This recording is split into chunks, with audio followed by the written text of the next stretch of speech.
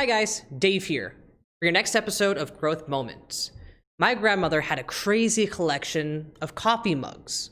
I remember this as a kid, walking into her house, going into her kitchen, and she had an entire wall dedicated just to her coffee mugs. It was quite an impressive sight. When she passed away, we had to do something with those mugs, and sadly, a lot of those ended up coming home with me and my family. We still have quite a few mugs to this day that belong to her. This mug right here is one from my personal collection. I got it after one of my favorite summers over at Lake Ann Camp, going down a river with two awesome buddies.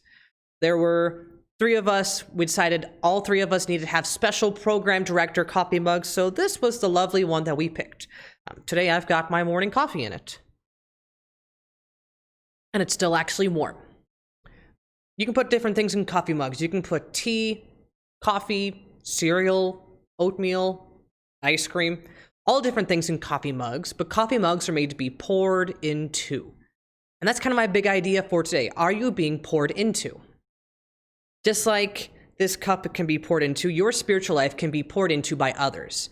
And today I'm going to be talking about 5 different guys who poured into my spiritual life that affected me and made me and shaped me into who I am today.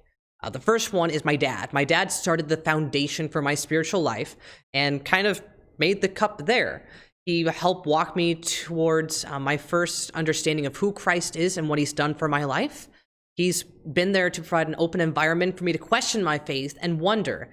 He might not have always had every answer to every question that I had, but he was still there. And to Dad, I just want to say thank you. The next person that came along was Jeff. Now, Jeff was the guy. He was my youth pastor through all of my high school and junior high years, and he was the man. He'd walk in with his little duck feet waddle, and he could light up a room by his presence. He was the one that helped me find my calling into ministry, to be a youth pastor just like he was. He gave me the tools that he had and taught me how to teach others. Started off with junior high, and eventually we tag teamed a sermon together on a Sunday morning. That was one morning I will not forget. Jeff gave me a lot of awesome tools, and to Jeff, I just want to say thank you. The next person who was there was at the same time as Jeff. His name was Marty Cotter. And if you've known me for a fair season, I talk about Marty a lot just because he is a legend. He has shown me how it is to have fun with students in ministry, how to be there for guys when they need someone to be there for them. And he was there for me through all different tough times. He taught me how to ask good questions and how to lead a small group and how to actually ask good questions. He's the best at that. He showed me what it was to be a man of God. I mean, man, he was the one who married me. I still talk with him to this day. I called him before filming this video. So to Marty, I just want to say thank you. The next person was only there for a very short period of time, but Stirkin had a pretty big impact. He came along first as an intern into my life and then became youth pastor. I only had him for a couple months, but man, he taught me a lot of how to hone the skills I had and better use them. He showed me different ways of doing ministry, different games to use, and eventually got me connected to Lake Ann and to Moody Bible Spokane, which is where, hey, I met my wife there, so I guess you could say I owe Stirkin quite a bit. So to Stirkin, I just want to say thank you. The last person who's made a big impact on my life, who's really poured into me, was my professor at Moody and GNU, Craig Furderer. He showed me how it is to craft out one's own personal philosophy of ministry. He showed me how to use even more tools and different ways of studying the Bible. He's been there and asked questions and helped me find where I need to go in the future with my ministry. He's been there with me through lots. So to Craig, I just want to say thank you. All 5 of these guys had one thing in common, though. They all poured out. They all saw people that needed to be poured into, and they poured out from themselves. Even when it wasn't easy, they poured into me when I was being a knucklehead.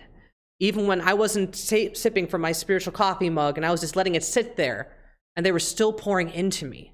They were still pouring into it and choosing to seek me out and pursue me and give me wisdom, to give me skills, to give me experience, to give me a chance to show me what I'm worth. So my question is, do you have someone pouring into you? Do you have a couple people pouring into you? You know, they say that you are like the 5 most people closest to you. You look at those 5 people closest to you, you're going to see a lot of who you are. I haven't had all these 5 guys at the same time, but they continue to shape me into the man of who I am today. I have another question for you guys, though. You might not think to yourself, oh, I've not been poured into. I've been poured into a lot. I've had a lot of people giving me wisdom, advice, guidance. Well, if you've been poured into and you've built up some, it's time for you to pour out into others. You know, there's a little relationship that happens in the Bible, we find in the New Testament, with Paul and Timothy.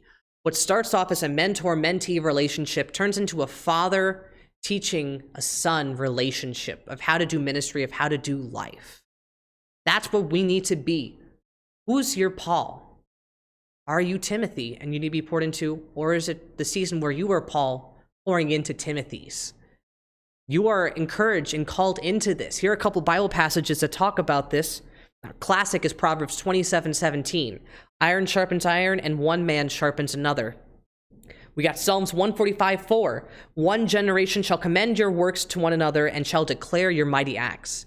Here's 2 Timothy 2:2. Personal letters from Paul to Timothy talking about how to do life. And what you have heard from me in the presence of many witnesses, entrust to faithful men who are able to teach others also. It's so easy to do. Just find people who are willing to pour into you. Proverbs 15:22. Without counsel, plans fail, but with many advisors, they succeed. And my last big one here for you guys is Hebrews 13:7. Remember your leaders, those who spoke to you the word of God.